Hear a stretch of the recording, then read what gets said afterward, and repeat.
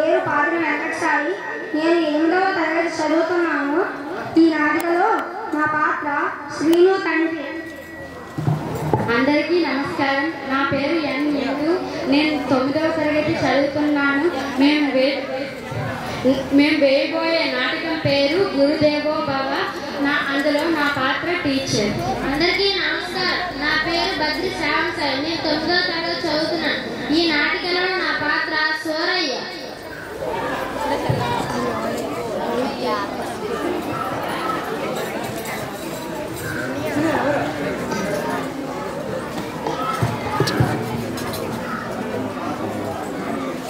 ఏంటా సీను, ఏంటి ఈరోజు హడావిడిగా కనిపిస్తున్నావు? ఏంటి విశేషం? విశేషమేనన్నా, ఈరోజు గురు పూజోత్సవం.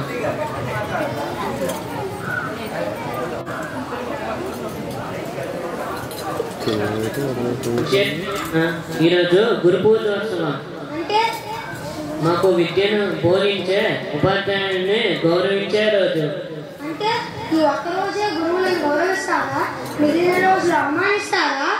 అది కాదు నాన్న, కొందరు ప్రముఖులు పుట్టినరోజులను ఘనంగా జరుపుకొని వారిని స్మరించడం మన విధి. అలాగా? అయితే ఈరోజు ఎవరు పుట్టినరోజు? వారికి గురువులకు ఏంటి సంబంధం? ఈరోజు సర్వేపల్లి రాధాకృష్ణన్ గారి పుట్టినరోజు.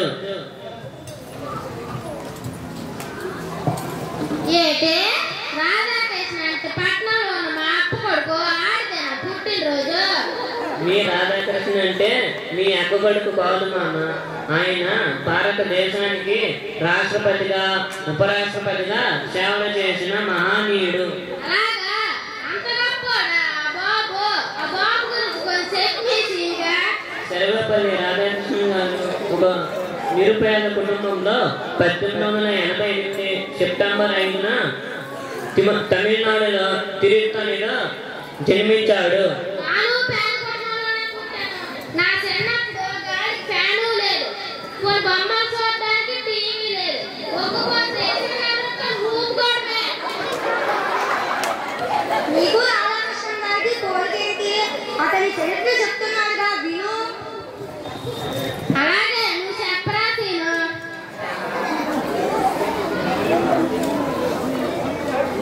పేదరికం వల్ల చదవడానికి ఇబ్బంది పడుతూ స్కాలర్షిప్లతో విద్యాభ్యాసం కొనసాగించాడు. ఎంత కష్టపడ్డాడు. మామ పట్టుదలతో ఉన్నత విద్యను చదివి ఆచార్యంగా నియమించబడ్డాడు.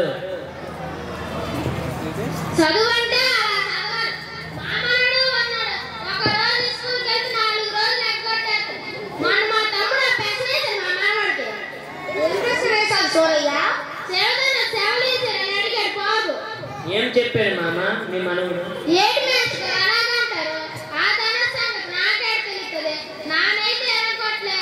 అలాంటి పనులన్నీ ఎదుగో ఆ శివగాడే చేస్తాడు. ఆడే అయ్యంటాడు. రాధాకృష్ణ గురించి చెప్పండి బాబు. రాధాకృష్ణ గారు గొప్ప తత్వవేత్త, తత్వశాస్త్రం అధ్యాపకునిగా ఎంతో సేవలు చేశారు. తత్వశాస్త్రంపై లెక్కలకు మిక్కిలి గ్రంథాలు రాశారు. రాయమంటే జ్ఞాపకం వచ్చింది. మా పక్కింటి పోల్గొడు కూడా ఈ మధ్య గోల్డ్ అని రాస్తున్నాడు బాబు. పోయిగాడు కూడా రాస్తున్నాడా? రాస్తున్నాడు. నా చెల్లి లిల్లి అది ఎప్పుడూ చేస్తుంది లొల్లి.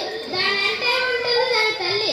ఆ అమ్మ నోట్లో జరదాకిల్లి ఇల్లంతా ఊస్తుంది వెనకకి వెళ్ళి.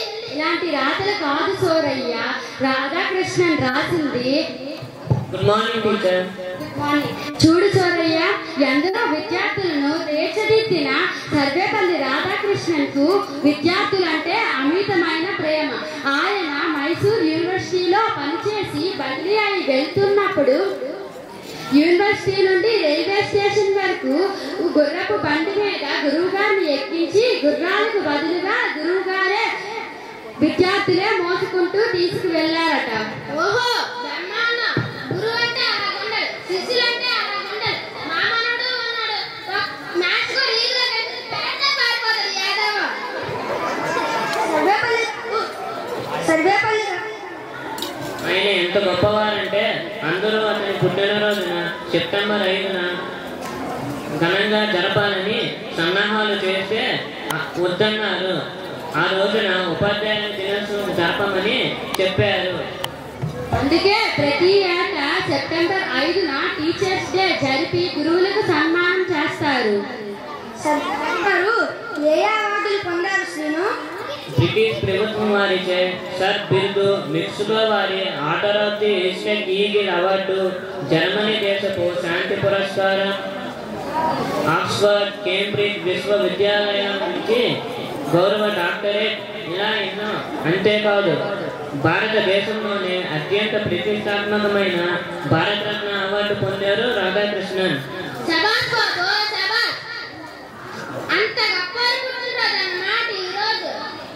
విజయ్ గారు, రాధాకృష్ణన్ గారు రాజకీయంగా ఏ ఏ పదవులను నిర్వహించారు? భారతదేశానికి ఉపరాష్ట్రపతిగా, 2వ రాష్ట్రపతిగా ఆయన సేవలు మరువలేనివి. బాగుంది, చాలా బాగుంది. అంటే ఆయన టీచర్లందరికీ ఆదర్శం అన్నమాట. బాబు, గురువు ఉంటేనే కదా ఏ విద్య అయినా వస్తుంది. గురువును గౌరవించకపోతే ఎట్టా?